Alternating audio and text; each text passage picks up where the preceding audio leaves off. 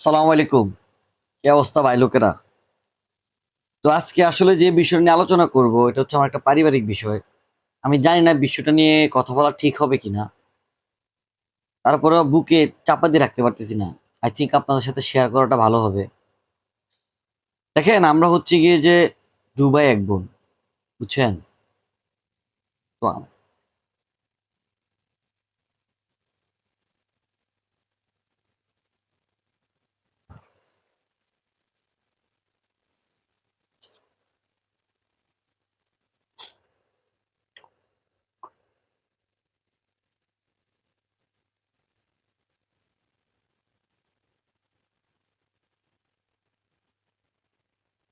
মিয়া আপনার ভলিউম ঠিক আছে, নেটওয়ার্ক ঠিক আছে, সব ঠিক আছে।